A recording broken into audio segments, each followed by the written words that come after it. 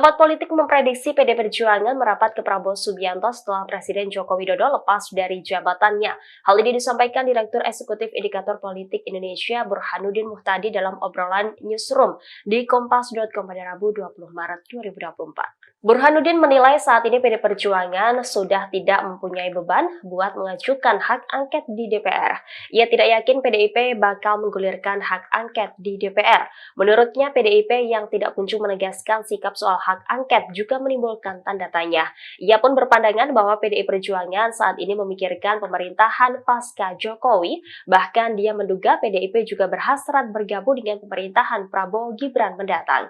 Selain itu, kata Burhanuddin, hubungan antara Ketua Umum PDI Perjuangan Megawati Soekarnoputri dengan Ketua Umum Gerindra Prabowo Subianto selama ini baik-baik saja, sebab keduanya kerap bekerja sama dalam sejumlah kontestasi politik, seperti mendukung pasangan Jokowi Basuki Cahayapurnama atau Ahok pada Pilkada Jakarta pada 2012 silam. Terlebih Prabowo juga merupakan mantan cawapres Megawati Soekarnoputri pada Pilpres 2009.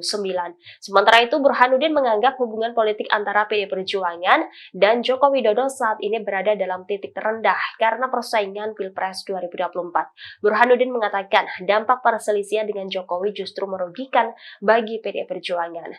Sebab meski perolehan suara PD Perjuangan masih yang tertinggi pada 2024, tetapi presentasenya justru menurun dibanding pada pemilu 2019.